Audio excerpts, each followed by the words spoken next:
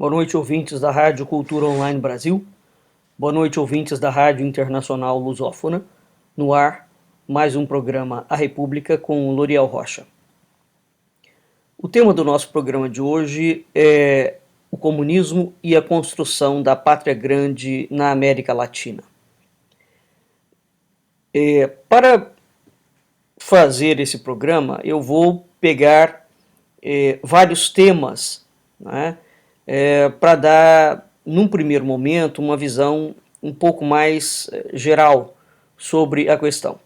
E depois nós teremos alguns outros programas onde eu vou fazer algum detalhamento dessa questão. Bem, vamos começar pelo comunismo, né? Existe uma obra de Jorge Roberto Pereira chamada Filosofia Política, que o Instituto Mucará de Edições vai publicar. Jorge Roberto Pereira fala o seguinte, abre aspas, uma das grandes mistificações apresentadas por comunistas e socialistas é dizer que, com a queda do Muro de Berlim e o desmoronamento da comunidade dos países socialistas, o comunismo acabou. O perigo acabou, tranquilizavam a todos. E com isso, desarmaram-se os espíritos. À época, ainda receosos das consequências e do estigma de incompetência, ficava mais fácil transitar pela política sem a preocupação de ser qualificado como comunista. Hoje, no Brasil, já não precisam mais do artifício e ostentam sua ideologia, independente do mal que vem causando ao país sob todos os aspectos. Mas o comunismo não acabou. O que houve foi o desaparecimento da Internacional Comunista Soviética, a chamada Terceira Internacional, e do centro irradiador da Revolução Proletária, representado pela superpotência desaparecida. Sobreviveram os comunistas e as tendências político-ideológicas marxistas e não marxistas dissidentes de Moscou. Depois de uma perplexidade inicial, todos se reanimaram e assumiram novas posturas e novas aparências. Surgiram os neomarxistas. As novas coisas velhas, as mesmas linhas político-ideológicas, agora com roupagem nova. Fecha aspas. Ora, por que nós achamos importante trazer esse assunto do comunismo à baila dentro do programa? O Brasil é um país comunista. O comunismo é um movimento que se adapta nos países de uma forma completamente diferente. Ele se ajusta à característica cultural e ao psiquismo nacional. Não é? O comunismo faz parte de um processo revolucionário internacional. Não é? Esse processo, esse movimento revolucionário internacional, ele explodiu no mundo a partir de 1717 com a criação das maçonarias. Portanto, aquilo que vai acontecer no século XX na Rússia vem na esteira de um antiquíssimo processo, não é? Que vem dando sequência e agindo de uma forma completamente distinta em diferentes países do mundo. O comunismo na Rússia não é igual ao comunismo na China, não é igual ao comunismo em Cuba, na Venezuela, no Brasil, na África do Sul, no Vietnã, etc, etc. Não é? Então, essa característica, em primeiro lugar, mimética, não é? E adaptável à cultura local, é aquilo que faz com que os estudos sobre o comunismo sejam muito difíceis de serem executados, né? De serem empreendidos e, de certa forma, desorientam um pouco alguns estudiosos no tema, porque eles ficam buscando uma uniformidade teórica conceitual. Evidentemente é possível traçar um grau de uniformidade teórica conceitual.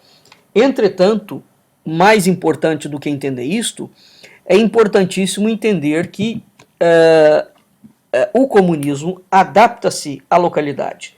Bem, quando é que no Brasil explodiu o movimento revolucionário? Em 1822. Em 1822, a independência da República, a independência do Brasil é um golpe de Estado, onde a maçonaria deu um golpe de Estado apoiado por Dom Pedro I contra o seu pai, o rei Dom João VI, e o grande artífice do golpe foi José Bonifácio e Gonçalves Ledo, sobretudo José Bonifácio. Por quê? Porque José Bonifácio é o sujeito que estrutura a teoria que vai validar o golpe. Que teoria é esta? É a tese de que o Brasil foi colônia de Portugal. Até aquele momento não existia em nenhuma documentação oficial da coroa portuguesa a palavra ou ideia jurídica de que o Brasil havia sido colônia de Portugal. Então, embora José Bonifácio tivesse mudado para o Brasil, ele sai do Brasil com 20 anos, volta com quase 60, portanto ele morou quase 40 anos na Europa. Evidentemente que o movimento revolucionário da maçonaria já atuava no Brasil muitas décadas antes da vinda de José Bonifácio. Evidente, isso não está em questão.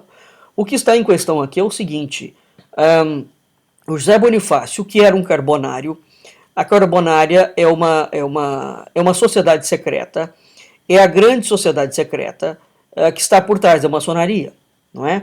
Portanto, nós tivemos aqui essas duas articulações. Nós tivemos uma articulação revolucionária via maçonaria, a maçonaria azul e a maçonaria vermelha, e nós tivemos uma articulação revolucionária patrocinada pela carbonária, não é?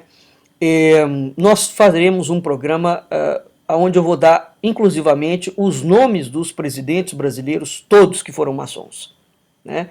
Para a gente ter uma ideia de que a profundidade deste movimento revolucionário no Brasil é uma coisa absolutamente prioritária, fundamental de ser entendida. Todo o problema que o Brasil enfrenta hoje, na atualidade, portanto quase 200 anos depois, vem na esteira, é um desdobramento deste mesmo processo revolucionário que foi implementado em 1822. E esse é um ponto fundamental para nós entendermos essas questões, não é? Quer dizer que atualmente tem-se a ideia de que o Brasil foi tomado pelo petismo e todo o problema brasileiro é o PT. Claro que não. O problema que o PT trouxe é um problema que vem na esteira de uma outra grande questão. Quer dizer, se nós formos, de fato, buscar as raízes do problema, nós temos que ir a 1822. E, curiosamente, ninguém quer ir. E, curiosamente, também, o governo do Michel Temer, e tem uma grande parcela da chamada direita conservadora brasileira atual, que vem endeusando José Bonifácio. Ora, José Bonifácio é precisamente o grande indivíduo que formula o preceito teórico que entrega o Brasil na mão da maçonaria e dos movimentos revolucionários internacionais. É absolutamente sintomático o fato do governo de Michel Temer ter colocado José Bonifácio como patrono da independência, né? Primeiro, que a ideia de patrono da independência é uma absoluta fraude, uma fraude criada pelos bonifascistas, fraude essa que foi completamente desmontada por Assis Sintra, na obra dele chamado O Homem da Independência, né? Mas isso é extremamente indicativo. Há poucos meses atrás, e eu fiz vários posts sobre isso, o príncipe, um dos príncipes árabes, foi à França dizer que estava sendo preparado, o Islã estava se preparando para o seu adjornamento. Este adjornamento enquadraria o Islã dentro da chamada República Maçônica Universal que ia ser implantada pelo mundo afora. Veja, esses temas podem parecer que são diferentes, não, na verdade, eles dizem respeito ao mesmo projeto. Desde que a maçonaria foi fundada, o objetivo dela é criar uma coisa que se chama República Maçônica Universal. E a partir disto, portanto, a partir de 1717, uma série de medidas foram sendo tomadas, evidentemente que isso é um projeto mundial, é um projeto cosmopolita. E a maçonaria, desde o início, tem uma facção e uma feição absolutamente cosmopolita. Claro que esse movimento revolucionário que visa destruir três coisas: a cultura ocidental e cristã, a filosofia grega e a ordem e o direito romano. Para tanto, foi preciso derrubar todas as casas monárquicas europeias do século XX. Essa derrubada terminou de ser concretizada na Primeira Guerra Mundial. Na Segunda Guerra Mundial, nós temos um retorno de algumas casas monárquicas, mas elas já voltam, essas casas monárquicas que voltam depois da Segunda Guerra Mundial, já são casas monárquicas cujo feitio, cujo Estado, não é? O projeto de Estado inerente a elas é um projeto claramente maçônico, cosmopolita. Haja vista o que está acontecendo com a Europa, não é? O que se tornou a Europa. Hoje, o projeto de um governo mundial está cada dia mais claro para toda a gente, sobretudo porque ele não é negado. Ele é falado abertamente pelos grandes agentes e pelos governos internacionais. Portanto, aquilo que no século XVIII começou a ser lançado com um bochicho pequeno, quer dizer, a criação de um governo internacional, 3 séculos depois isso se concretizou, e concretizou a olhos vistos. Portanto, nós levamos 300 anos, né, o Ocidente levou 300 anos para se dar conta de um grande problema. Muito bem, o Brasil é um grande parceiro estratégico na consolidação dessa chamada República Maçônica Universal. Tá certo? Essa República Maçônica Universal, ela tem características específicas. Ora, o que foi feito com o Brasil desde 1822? O Estado brasileiro foi completamente reformulado e o Brasil foi gradativamente se transformando num Estado socialista comunista. Então hoje nós temos desenhado dentro daquilo que é chamado República Brasileira todos os contornos e todos os fundamentos desse comunismo e desse socialismo. E é preciso entender isso com profundidade, quer dizer, isso num programa de rádio nós não temos como, claro, mostrar as várias facetas desse esquema e desse projeto muito minuciosamente elaborado. A única coisa que eu quero deixar colocada aqui é que o Brasil, de modo algum, é uma democracia. Aliás, democracia é uma palavra que sempre foi utilizada pela esquerda. Ora, é um léxico, é um vocábulo da esquerda. Uma vez que a esquerda fala tanto em democracia, o que ela quer dizer com democracia? Né? Nós já fizemos um programa exatamente sobre coletivismo e individualismo, né? E explicamos a razão pela qual a palavra democracia nunca foi aceita pelo movimento efetivamente conservador ou tradicional. E é preciso entender essas diferenciações, né? Portanto, quem estiver interessado, reporte ao programa nosso da República. Foi um dos primeiros programas que nós fizemos, onde essa distinção é absolutamente fundamental. Bem, mas voltando, vamos entender, portanto, alguma questão. O comunismo é um movimento dentro do marxismo e dentro dos movimentos revolucionários internacionais, não é? Então, a partir de 1717, a maçonaria capitaneia, lança as bases de um grande movimento revolucionário internacional, que tem como fim específico derrubar todas as casas monárquicas e criar uma apostasia dentro da Igreja Católica. Além disto, ela intencionava, portanto, destruir a filosofia grega, destruir a ordem e o direito romano e destruir a moral cristã. Por que essas destruições são fundamentais? Porque essas destruições são exatamente a base da cultura ocidental e cristã. Uma vez que você atinja essas 5 pilastras, efetivamente o Ocidente como um todo desmorona, né? E o objetivo é esse mesmo, desmoronar o Ocidente para construir alguma coisa. Esse é o ponto, construir o quê? Então o governo mundial, esse projeto de um governo mundial visa construir um novo mundo, um novo céu e uma nova terra. E é preciso entender isso com clareza e observando a gravidade da proposta, não é? Porque o mundo que nós conhecemos, ele, sob a perspectiva desse projeto, ele não pode existir mais. Então vem sendo solapado há 300 anos as bases da estrutura ocidental. Quanto a mim, e concordo com o professor Jorge Boaventura, o Ocidente entrou em homeostase civilizacional. Evidentemente alguma coisa vai surgir, não é? Mas que o projeto foi feito, e muito bem feito, foi. Mas voltando aqui à questão do comunismo, não é?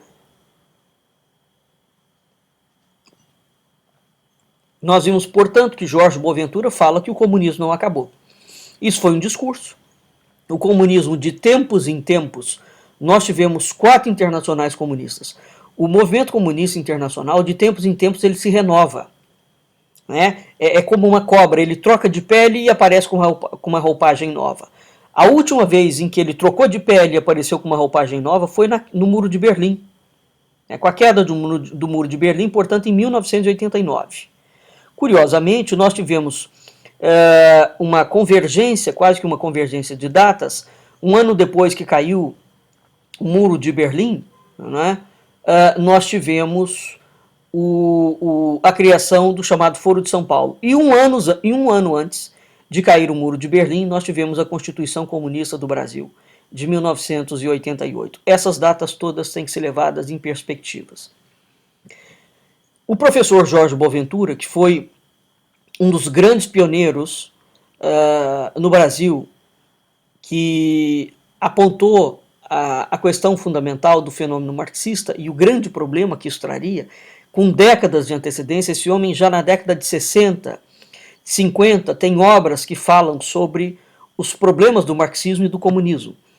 E, especificamente, há uma obra dele chamada Marxismo, Alvorada ou Crepúsculo, que desenha isso de uma forma impressionante. Essa obra é da década de 60, repito.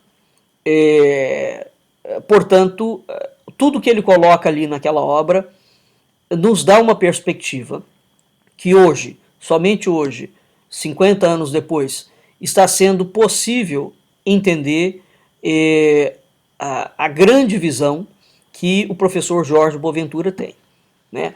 Ele coloca que o comunismo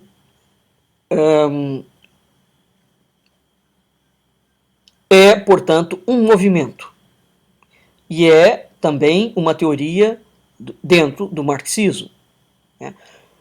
Eu estou aqui relembrando o professor Jorge Boaventura porque ele é um intelectual esquecido, é um intelectual que foi ostracizado no Brasil e é um dos intelectuais católicos tradicionais mais fecundos e profundos que o Brasil já teve.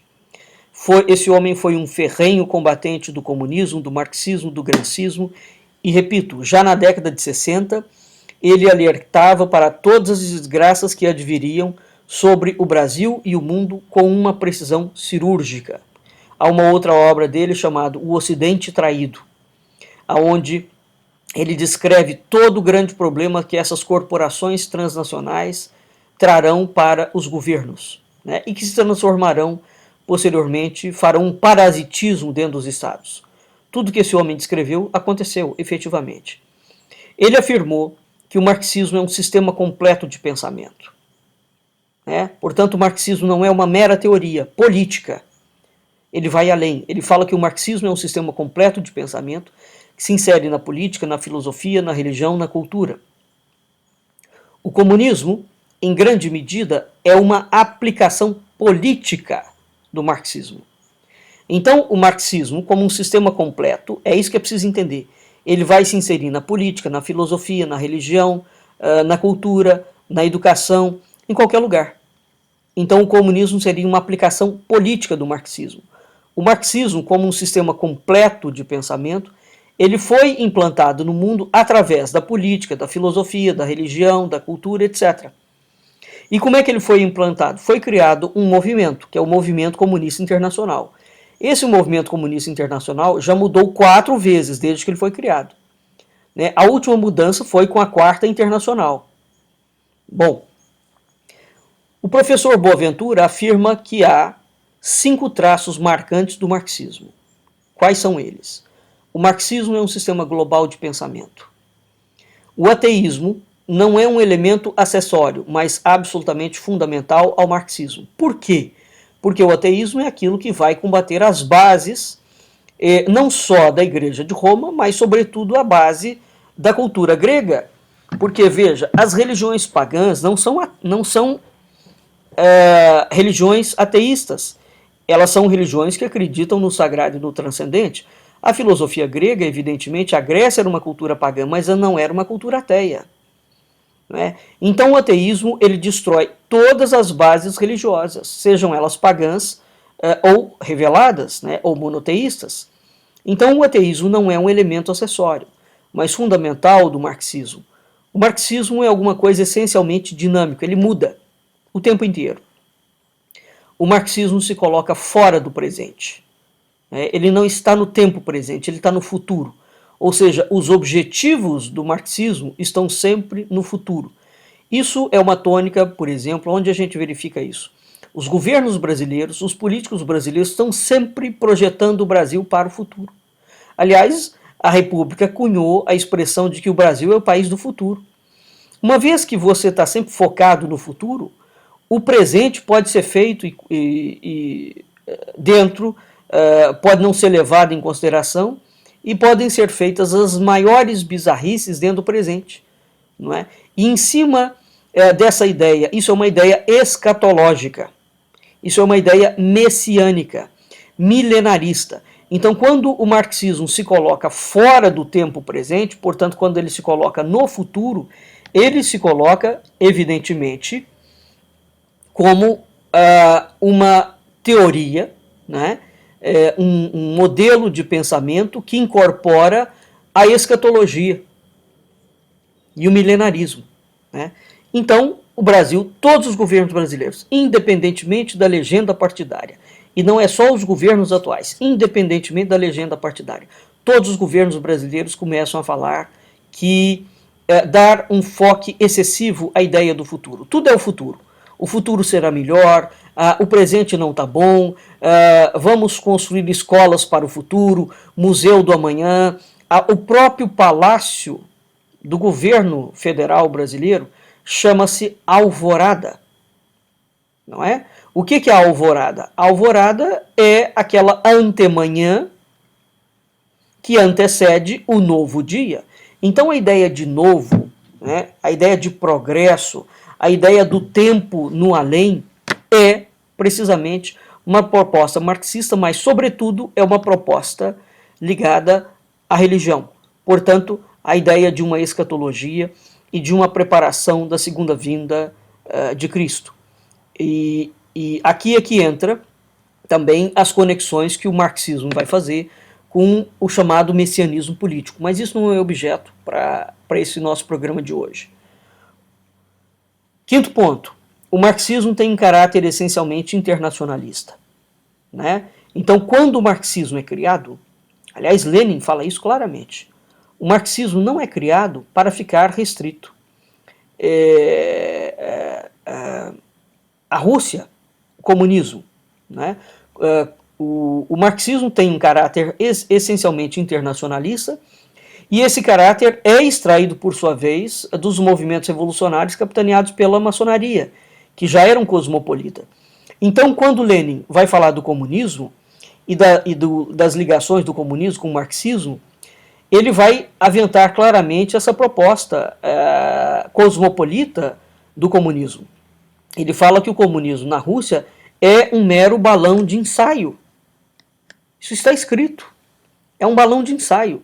Na verdade, a grande proposta do comunismo é fora da Rússia. E é exatamente isso que foi feito. Não é? Enquanto construía-se ali na Rússia alguma linha do comunismo, os governos russos, todos os governantes russos comunistas, a partir de 1917, começaram a traçar uma enorme estratégia internacional de pulverização do comunismo para inúmeros países no mundo. Não é? Bem, e o Brasil, nesse aspecto, sempre esteve altamente vinculado a todo o projeto russo. Não é? Porque o Brasil, desde 1822, é um dos grandes patrocinadores do movimento revolucionário internacional. E isso é algo que nos é negado historicamente, né, embora seja possível, por estudos muito exaustivos, ir fechando todo esse jogo, todo esse baralho de cartas. Não é? Bem, então, ao contrário do que a maioria das pessoas supõe, o marxismo não é uma mera teoria econômica ou política. Muito pelo contrário. O marxismo é um sistema filosófico e ele é uma religião política.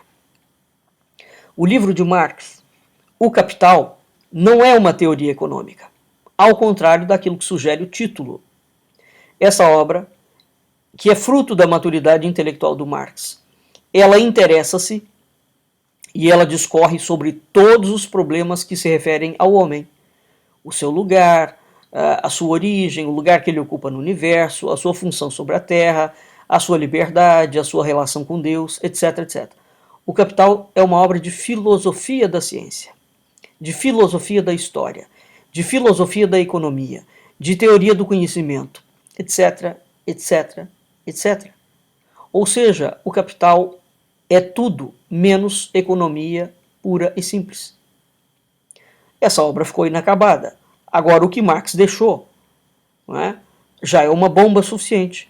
Então, o que Marx fez? Ele fez uma filosofia. Quando a obra O Capital discorre sobre vários aspectos do ser humano, não é? Marx estava fazendo filosofia. Então, filosofia dentro da ciência, dentro da história, dentro da economia, dentro da teoria do conhecimento, dentro da religião, dentro de tudo.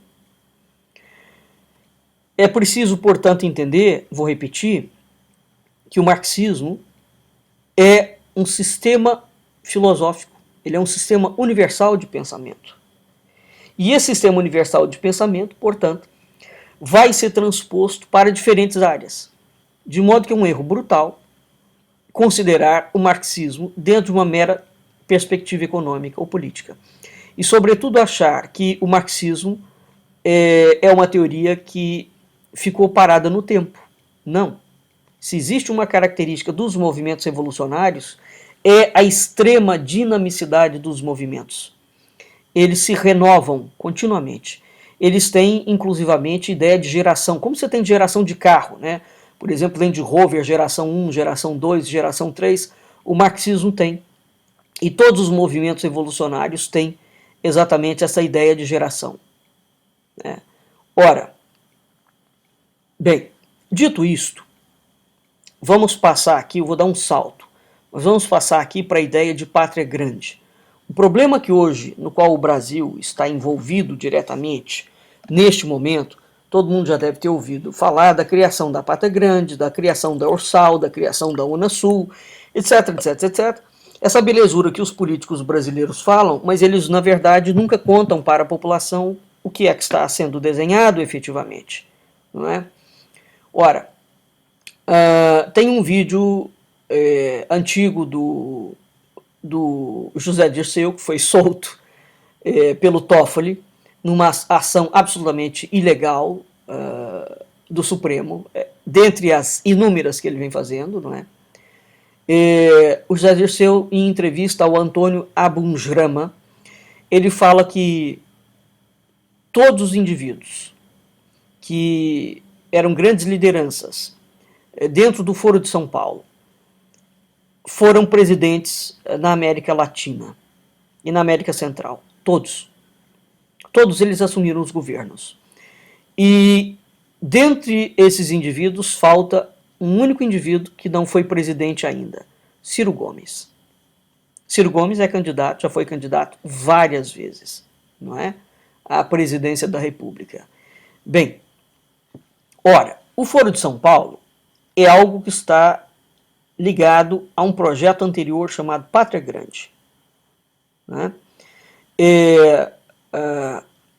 O senador Romero Jucá, há poucos dias atrás, fez um vídeo absolutamente escandaloso, dizendo que eles foram, o MDB foi à China e fez acordos com o governo chinês para o MDB tornar-se um partido internacional. Mas não existe esse negócio de um partido ser internacional. Quer dizer, a situação brasileira e a conexão do Brasil com relação ao movimento comunista internacional é algo que eles não estão negando mais. Né? Nem tampouco os projetos. Está sendo claramente falado que no ano que vem eles vão fazer uma nova Constituição, que é a Constituição socialista pela qual eles trabalharam o tempo inteiro. Não é? Então, vamos falar sobre, rapidamente, o conceito de pátria grande na literatura do século XIX e XX, né? Para depois a gente partir para o Foro de São Paulo e a política brasileira atual. Ora, então, fazendo uma retrospectiva, nós temos no século XVIII o lançamento da maçonaria, e a partir daquele momento eclode internacionalmente uma série de movimentos revolucionários. Esse grande movimento revolucionário em escala internacional nas Américas chama-se Pátria Grande, tá? Para a gente entender e nos situarmos em relação a isso. Ora, o conceito de pátria, ele não existia durante os governos monárquicos. A coroa portuguesa não usava o conceito de pátria, existia a ideia de nação. O conceito de pátria é cunhado pela Carbonária e pela maçonaria. Portanto, essa designação, pátria, patriota, essa palavra é recente e ela inexiste fora do âmbito dos movimentos revolucionários. Hoje em dia, não. A gente utiliza isso por um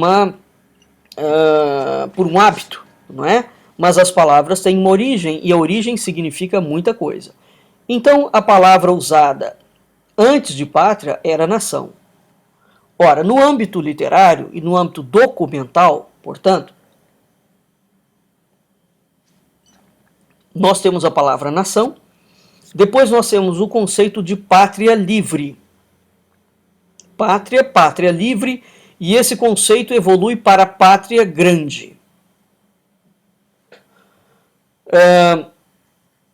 Outro dia, um aluno perguntou-me se o uruguaio José Henrique Rodó, por conta de um post que eu havia feito, que é autor do ensaio Ariel, seria o sucessor do cubano José Martí, que em 1891 escreveu uma obra intitulada Nossa América. E ele escreveu uma revista, elaborou uma revista que teve um único número, que chamava A Pátria Livre. Né? Bem, na altura eu respondi a esse aluno dizendo que sim, Ariel José Henrique Rodó, não é? Autor do ensaio Ariel. E o Ariel, esse ensaio, influenciou significativamente a intelectualidade latino-americana. Ora, de onde vem essa palavra Ariel? O título dessa obra, Ariel, é oriundo da personagem A Tempestade de Shakespeare, em 1613. Na obra de Shakespeare, Ariel é o servo fiel de Próspero, que é um mago que havia se apossado da ilha na qual viviam. Esse servo, portanto Ariel, ao ser libertado por Próspero, não se revoltou. Ao contrário, ele se sente agradecido ao mestre e ele procura incorporar tudo que ele havia aprendido com ele. O antagonista de Ariel é uma figura chamada Caliban. Caliban é um ser disforme que se rebelou contra o seu amo, não é?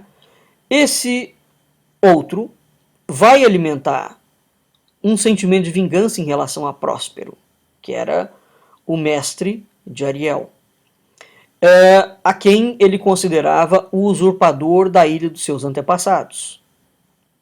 Né? Ora, o debate intelectual acerca da superioridade ou da inferioridade da raça latina frente à raça anglo-saxônica perpassa essa questão. Não é? Então, e esse debate começa a ser levantado no continente americano no século XIX e início do século XX. Agora, antes desse debate ser levantado, José Bonifácio já havia trazido esse debate quando ele cunha a tese de que o Brasil foi colônia de Portugal. É uma mentira. O Brasil, documentalmente, nunca foi colônia de Portugal. Isso é uma criação do movimento revolucionário, sobretudo do carbonário José Bonifácio, que é um personagem extremamente deletério. Era um gênio, um intelectual de proa. Isso ninguém discute. Agora, também não se discute o caráter, o mau caráter do José Bonifácio e tampouco o fato dele ser carbonário, não é? E de ter sido ele o homem que entregou a teoria que vai botar o Brasil na mão dos movimentos revolucionários. Então, desde 1822, há duas facções, a dos oligarcas e dos populistas, que alternam-se no poder controlando o poder no Brasil. Ambas as facções são ligadas aos movimentos revolucionários internacionais. Tá? Então é preciso entender o que foi feito com o Brasil a partir com a chamada independência brasileira. Bem, ora, uma outra questão em relação a isso, de Ariel, né, nós temos a emergência, portanto, de uma inteligência cosmopolita, bem ao estilo daquilo que foi pregado pela maçonaria. Nós vamos ter a criação de mitos nacionalistas latino-americanos. Né? Nós vamos ter a edificação de símbolos supranacionais. E nós vamos ter a colocação de duas forças em conflito, quer dizer, a tradição e a modernidade. Nós vamos ter a investida contra a Europa cristã. Isso tudo é um tipo de literatura que surge a partir do século XIX. E essa literatura, ela surge na esteira dos movimentos revolucionários e ela vem a ser patrocinada por inúmeros autores revolucionários. Muito bem. Então, lembrando, a palavra que designava pátria era nação. Não existia o conceito de pátria. Depois nós temos, cria-se o conceito de pátria, depois nós temos a ideia de pátria livre, e depois nós temos, isso evolui para pátria grande. Tá? O Foro de São Paulo é um dos projetos dentro da pátria grande. É um projeto, não é a pátria grande, é um dos projetos dentro da pátria grande. Então, a partir do momento em que os movimentos revolucionários se lançam no mundo, eles têm intelectuais que trabalham para concretizar essa teoria. Né? E esses intelectuais, os intelectuais latino-americanos, o que eles vão fazendo? Então, eles vão lançando inúmeros livros, a princípio livros não tanto ligados à política, mas livros de literatura mesmo, né? Mas aquilo entra na história, entra na literatura, entra nas peças de teatro, entra em tudo quanto é lugar. Depois eles criam uma separação entre o mundo anglo-saxão, né, e o mundo latino-americano. Eles vão fazendo diferenciações. Eles vão criando um debate intelectual da superioridade ou da inferioridade da raça latina, e na verdade eles vão cunhando inúmeras mentiras, porque os europeus nunca criaram uma ideia de uma raça latina. Quem cunha inclusivamente o conceito de América Latina é Napoleão Bonaparte. Né? Esse conceito nunca existiu. Quando a gente pega, por exemplo, a documentação portuguesa refere-se à América Portuguesa. Não há uma raça latina. Né? Napoleão Bonaparte, a França revolucionária de Bonaparte, que cria a ideia de uma América Latina para contrapor a ideia de uma Europa. Né? Foi a França revolucionária. Ora, e esses revolucionários, portanto, vão criando uma inteligência cosmopolita, vão criando mitos nacionalistas latino-americanos, e vão criando tudo, quer dizer, como se a América Latina fosse alguma coisa que tivesse sido sempre oprimida e estivesse em larga oposição à Europa. Por quê? Porque a América Latina, como nós a conhecemos, os países, as formações dos países, é efetivamente uma construção da Europa. Não foi uma construção da África, não foi uma construção da Ásia, não foi uma construção do Oriente, não foi uma construção africana, não foi uma construção de ninguém. E, sobretudo, de dois países, quer dizer, Portugal e Espanha, são povos peninsulares. A Inglaterra entrou tempos depois. Não é?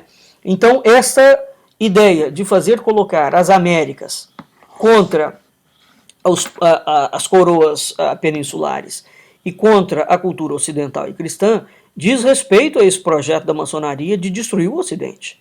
E, para tanto, o que eles fizeram? Eles construíram inúmeras teorias e projetos, sobretudo o projeto da Pátria Grande, desenharam o projeto da Pátria Grande, para o projeto da Pátria Grande opor-se, né, ser um grande elemento opositor à Europa, para ajudar a destruir a Europa. E é isso que hoje as Américas se tornaram. Né? Sobretudo essas Américas que são uma cucaracha pura, dominada pelo esquerdismo, pelo socialismo, pelo comunismo, pelo gramscismo. Ora, então nós vemos nessa obra, portanto, de Henrique Rodó, né, e de José Martí, nós vemos nessas obras claramente o esboço da Pátria Grande. Né? E esses temas estarão todos inseridos na pauta da Unasul, do Foro de São Paulo, do CELAC, do Mercosul e de vai por aí afora. Por que eu estou colocando isso? O Muro de Berlim caiu em 1989. O Foro de São Paulo, a chamada direita brasileira, inventou uma mentira para culpabilizar o PT. Né? E essa direita tem alardeado que o grande problema do Brasil é somente o Foro de São Paulo. Claro que não. O Foro de São Paulo é uma criação muito recente. Ele surgiu em 1990 com Lula e com Fidel Castro. Isso é histórico, está absolutamente comprovado. Aliás, tem vídeos da Dilma Rousseff como presidente falando do Foro de São Paulo, tem vídeos do Lula, tem vídeos da Kirchner, tem vídeos do José Dirceu, tem vídeos de vários indivíduos. O Foro de São Paulo é uma existência. Ponto final e acabou. Agora, ele surgiu em 1990, com Lula e com Fidel Castro. Não é? Acontece o seguinte, em 1989 caiu o Muro de Berlim. Né? Então, alardeou-se no mundo inteiro que o comunismo tinha acabado. É curioso, porque esse alarde em 1989 que o comunismo acabou, quando o Foro de São Paulo surge, o Foro de São Paulo fala que vai recuperar o comunismo para a América Latina. Bem, aqui já tem uma proposta curiosa e estranha, porque se o comunismo tinha acabado, como é que o comunismo vai ser trazido para a América Latina? Acontece que, antecedendo ambos os discursos, o Foro de São Paulo é criado em 1990. A Pátria Grande, por sua vez, está desenhada na forma de ursal, no artigo 4º da Constituição Federal de 1988. Então, a Constituição Federal, quem colocou a ideia da Pátria Grande, ursal significa União das Repúblicas Socialistas da América Latina. É o mesmo nome de União das Repúblicas Socialistas Soviéticas. Então, a Constituição de 88, que veio na esteira da chamada redemocratização brasileira, é uma Constituição já com desenho claramente comunista. Aliás, Miguel Reale fala disso claramente na obra dele. Miguel Reale, o pai, não o filho que fez o projeto, a pauta do impeachment para tirar Dilma Rousseff, juntamente com Janaína Pascoal.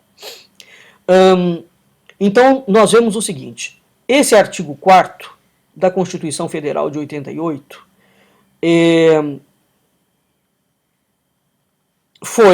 antecede o Foro de São Paulo e antecede a queda do Muro de Berlim. Correto? Portanto, o projeto no Brasil da consolidação de uma grande república socialista da América Latina já veio desenhado com todos esses sacripantas políticos que criaram a Constituição de 1988.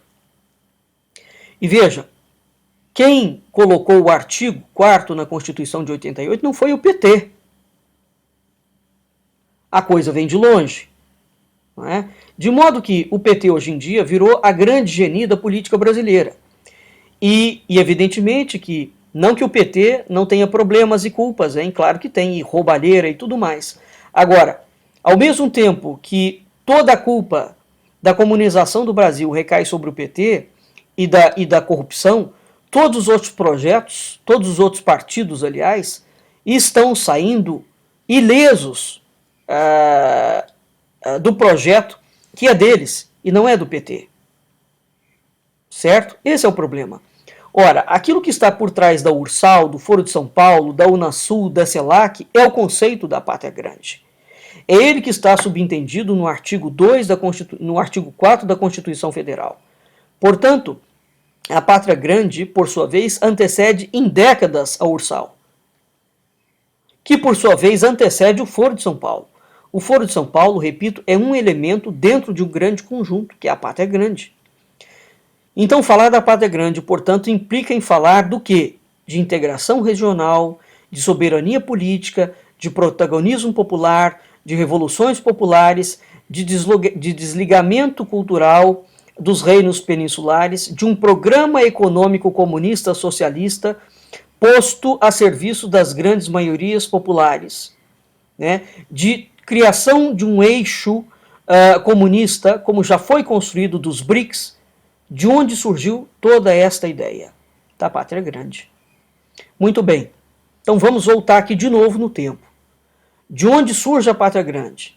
A pátria grande é o projeto consolidado para as Américas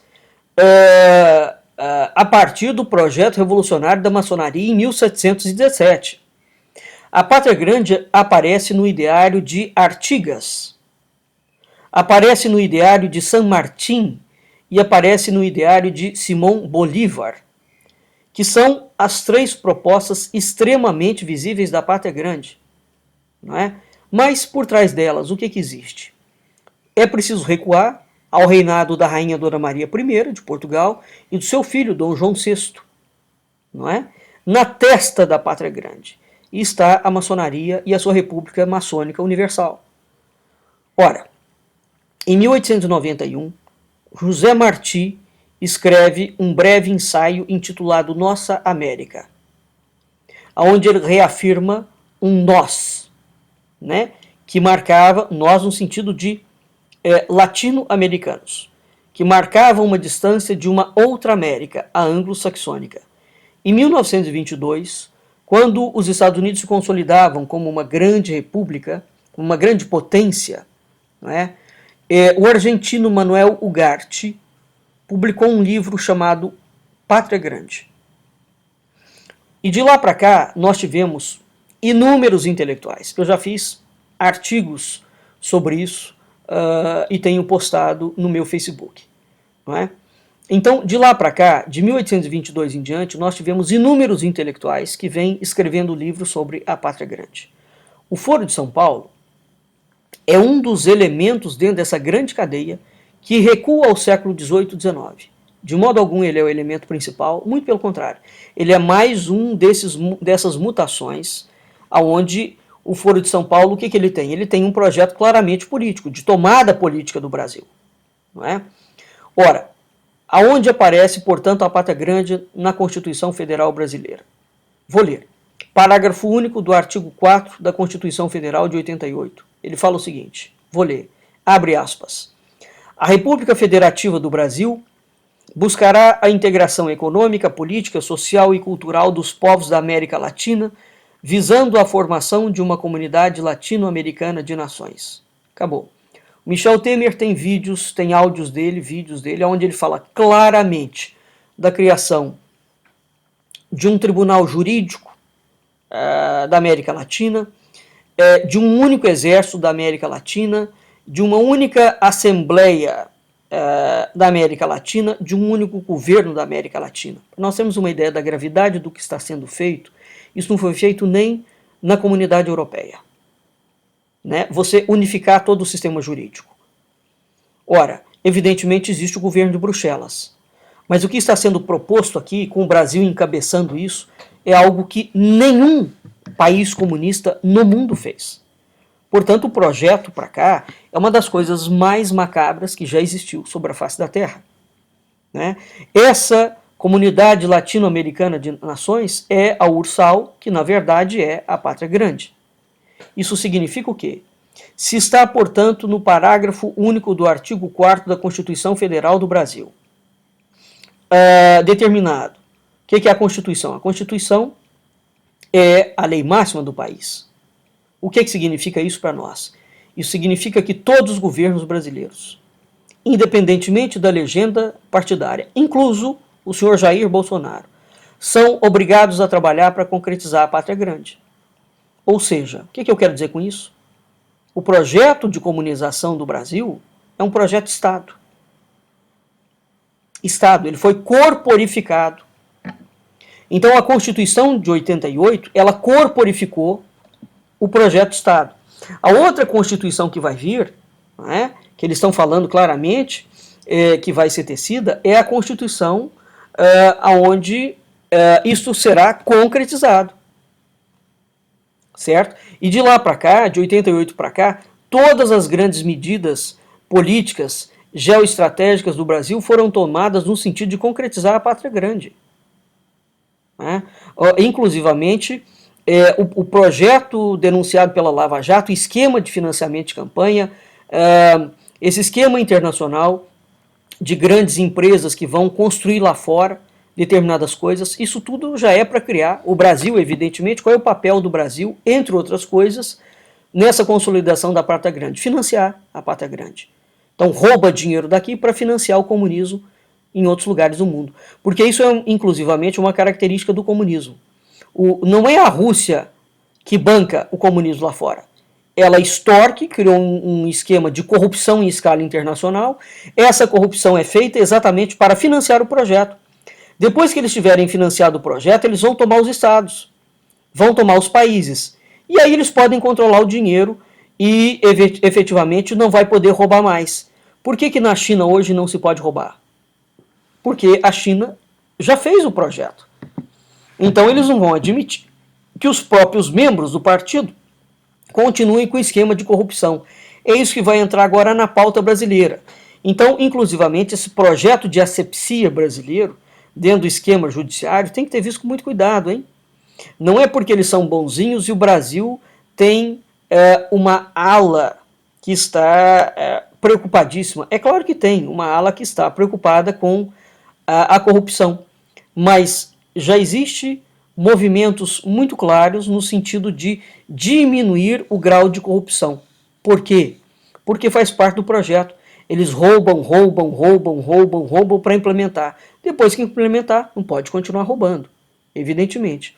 Agora, a pergunta que nós deveríamos fazer para todos os candidatos à presidência da República nesta eleição ilegal de 2018.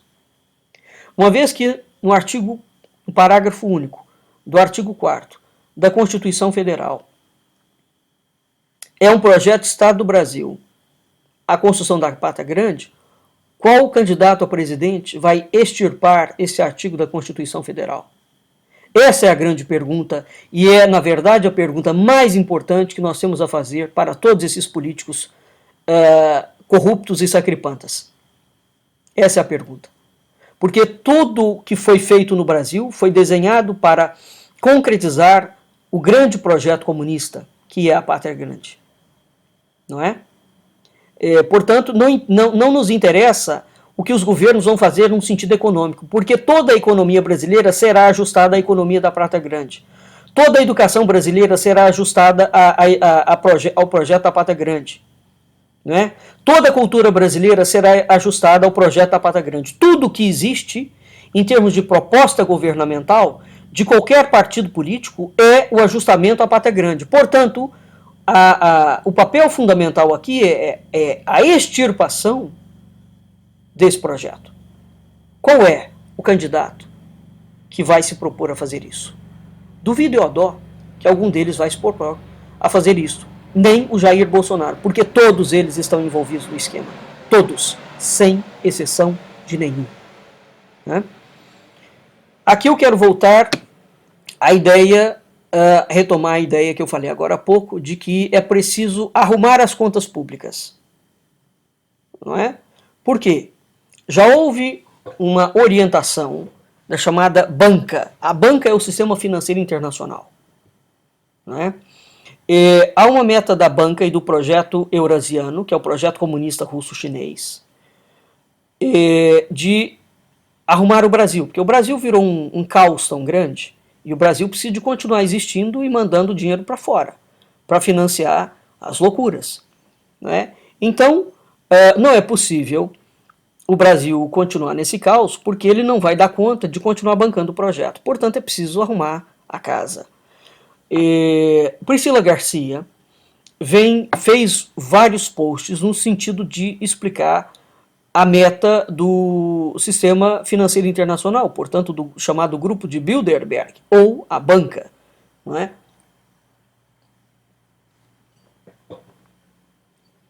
Qual é a proposta dessa gente? Eles querem destruir o Brasil? Claro que não.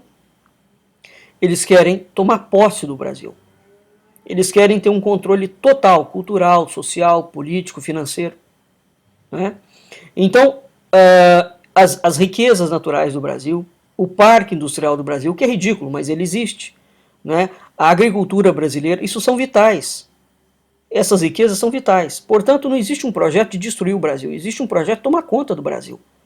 Veja, a China já comprou 21 usinas hidrelétricas brasileiras, né? Portanto, o que interessa a essa gente neste momento é efetivamente tomar conta. Ora, em 1973, o chamado Clube de Roma apresentou um mapa onde o mundo era dividido em 10 regiões, ou 10 reinos político-econômico administrativos. Quando a gente vê esses 10 reinos, evidentemente, esses reinos não existe mais países, porque não existe fronteiras e nacionalidades, não é? Ora, 1973, hein? Esse modelo é o modelo que é a Comunidade Europeia, né? Esse modelo ele foi adotado por regiões do sistema do governo mundial. Então haverá um grande governo mundial, e nesse governo mundial nós teremos 10 macro-regiões, que são imensos blocos político-econômicos, onde todos os países terão desaparecidos, né? Então, esse documento do Clube de Roma revela que o clube dividiu o mundo em 10 regiões políticas e econômicas que tem o nome por ele de reinos. Esse documento é intitulado Modelo Adaptado por Regiões do Sistema de Governo Mundial. Ele foi preparado por Mihailo Mesarovic e Eduard Pestel. Esse documento foi citado numa obra escrito Rumo à Ocupação Mundial, de Gary K. Tá? Eu já fiz posts sobre isso também. Existe um outro exemplo, Raul Zibek, do jornal da Jornada de Centro-Esquerda do México, ele afirma o seguinte, abre aspas, a criação da Comunidade de Estados Latino-Americanos e Caribenhos, chamada CELAC, é a sigla, é parte de uma mudança global e continental, caracterizada pelo declínio da hegemonia dos Estados Unidos e o surgimento de um grupo de blocos regionais que fazem parte do novo saldo global. Fecha aspas. Ora, esse modelo do Clube de Roma, ele já está estabelecido há muito tempo e ele estabelece a supressão das soberanias nacionais. Por quê? Tem que derrubar as soberanias nacionais para submeter os países a um governo mundial, evidentemente. Então, o que está em pauta nisso aqui? A Pátria Grande é o projeto que foi desenhado para as Américas pelo Movimento Revolucionário Internacional. A Pátria Grande antecede em séculos o Foro de São Paulo. É o foro que está enquadrado dentro da pátria, não é o contrário, como se possa pensar. Então, a criação da Pátria Grande é um tipo de cláusula pétrea da Constituição Federal de 88.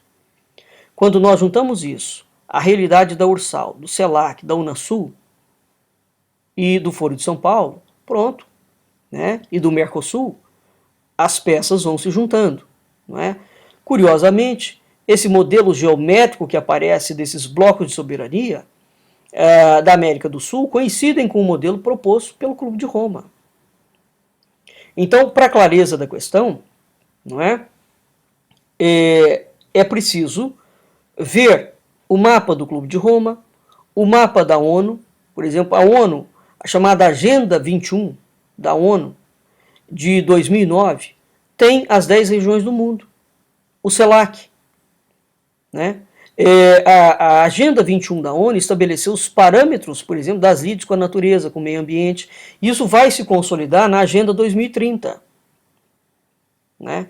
Tem um outro artigo chamado Trajetória da Governança Ambiental, onde nós podemos encontrar essas questões também. Não é? Então, bem, o que nós temos diante disso tudo? Está na Constituição Federal a destruição da soberania nacional. Ponto. Uma vez que isso é a premissa básica, o Brasil tem que ser levado a um caos institucional. Porque somente a partir desse caos institucional eles podem criar o argumento da criação de uma outra Constituição e da supressão da soberania, em nome de uma suposta economia mais avançada ou novas alternativas políticas e econômicas mais atualizadas, não é? Construir o projeto da Pátria Grande. Bem, aqui eu vou citar alguns partidos signatários do Foro de São Paulo, que está assinado. Isso é um documento oficial. A CUT, o Movimento dos Trabalhadores Rurais Sem Terra, o Movimento dos Trabalhadores Sem Teto, o PDT, o PCB, o PCdoB, o PCO, o PSB, o Partido Socialista dos Trabalhadores Unificado, o PPS, o Partido Pátria Livre, o Partido dos Trabalhadores, né, o PT. Ora, e o PDT, do Ciro Gomes. Lembrem-se que eu falei que o Zé Dirceu tem um vídeo em que ele fala claramente que todos os indivíduos que pertenciam à Pátria Grande, ao Foro de São Paulo, foram eleitos presidentes. O único que falta é exatamente o Ciro Gomes.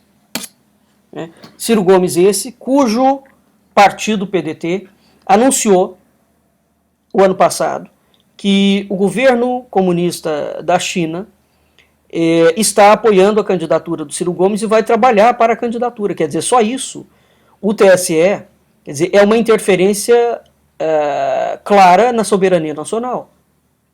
Né? Só isso, esse homem não poderia estar sendo candidato nessas eleições agora. E nenhum candidato do MDB também, a partir da declaração do Romero Jucá, pelo mesmo projeto, é o mesmo discurso. A China está agora criando partidos internacionais brasileiros chineses. Desde quando isso existe? Isso não existe, a não ser que o Brasil já tenha sido de fato entregue para a China, e nós não estamos sabendo, não é? E na verdade é isso que aconteceu mesmo. Ora, é de se notar que o PSDB não é signatário do foro, não é? Claro que não é, porque o PSDB é signatário do Clube de Roma. Então tanto faz como tanto fez. Bem, então essa grande crise institucional que nós estamos vendo, não é? Em todas as instâncias da República, isso é um projeto de Estado. Essa crise foi minuciosamente imposta, planejada, governo após governo. A base dela está na criminosa Constituição de 88, onde, entre outras belezuras, ela propõe a construção da Pátria Grande, o que, obviamente, só pode ser realizado com a falência da República, não é? Então você tem que levar a República. O que foi feito em 1988, portanto, com a Constituição? Foi desenhado um modelo para falir o Brasil. Esse é o ponto. E é preciso levar a República Brasileira à falência para criar a chamada República Democrática Socialista, que é, na verdade, a ausência de soberania para a construção da Pátria Grande. Então, a Constituição de 88 e a formação do Foro de São Paulo em 1990 são etapas desse processo. De modo que, pelas datas, repito, pode-se dizer que o PT, que tem levado todos os tomates e as buchas no sentido de ser responsabilizado pelo Foro de São Paulo e pelo projeto de comunização brasileiro, não é e nunca foi o único responsável pelo projeto. O PT é a face visível de um esquema e aqui afirmo o seguinte: pode fechar o PT, encerrar, fazer o que for, prender todo mundo do PT. O aniquilamento das lideranças do PT não aniquila o projeto. Muito pelo contrário. Porque a Pátria Grande, quem meteu aquele artigo ali na Constituição Federal não foi o PT. Né? Esse é o ponto. Ora, o parágrafo único do artigo 4 da Constituição, que traz a abertura para a criação da Pátria Grande, o consabido autor desse artigo célebre tem dois pais, Franco Montoro, que na altura era do PMDB, ou Marcondes Gadelha, que era do PFL da Paraíba. Michel Temer não é o autor do artigo. Michel Temer inseriu o artigo lá. Vou repetir de novo o parágrafo. A República Federativa do Brasil buscará a integração econômica, política, social e cultural dos povos da América Latina, visando a formação de uma comunidade latino-americana de nações. Ora, é exatamente isso, portanto, o grande problema do Brasil.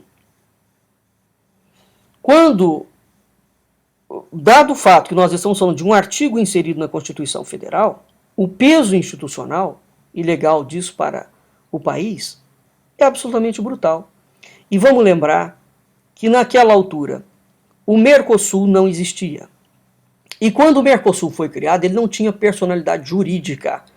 Aliás, Francisco Rezec, no 16º Congresso Brasileiro de Direito Constitucional, que foi em maio de 1995, portanto a Constituição já tinha sido criada, ele afirmou que o Mercosul não tem personalidade jurídica, não é uma organização, apenas um tratado em plena operação. Tem um sistema de tomada de decisão fundado na reunião de autoridades dos 4 países.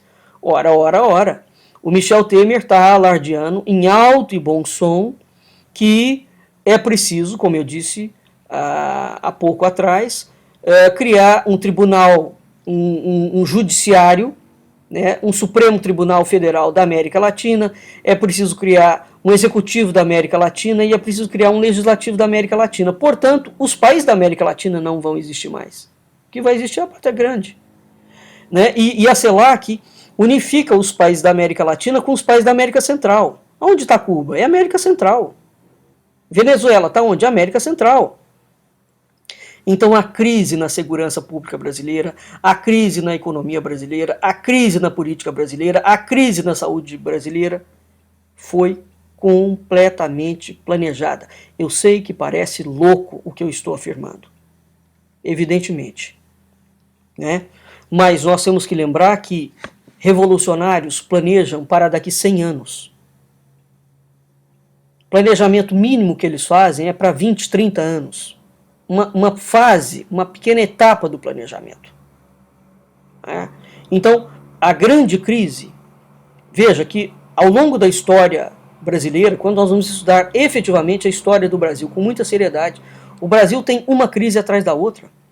Desde 1822, o Brasil teve 7 constituições. Nenhum país do mundo tem uma coisa dessa. Nem a Rússia. Então, por que o Brasil tem tanta constituição? Porque 30 anos é exatamente o período de elaboração das grandes fases, mais ou menos, onde esses grupos oligarcas e populistas brigam entre si, um tira o outro do poder e insere a parte dele no esquema revolucionário. Não é? Muito bem. Pois bem, esse é o ponto que, entendo, é difícil de ser aceito pelos brasileiros, mas é um fato. O Brasil é um país comunista, não da forma como foi o comunismo da Rússia e como foi o comunismo da China, e a grande crise institucional nos 3 poderes da República e na cultura brasileira é um projeto de Estado. Para finalizar, com uma frase só, o que está em jogo é a concretização da Pátria Grande. Nada além disso. E essa Pátria Grande é ela que estará submetida a um governo mundial. Não é o Brasil. É a Pátria Grande. Pois muito bem, nós vamos ficando por aqui e nós vamos desenvolver em outros programas essa ideia da Pátria Grande, inclusivamente trazendo bibliografias para que vocês possam buscar algum sentido e alguma orientação. Boa noite, ouvintes da Rádio Cultura Online Brasil. Boa noite, ouvintes da Rádio Internacional Lusófona. Fiquem em seguida com a nossa programação e até a semana que vem. Um abraço.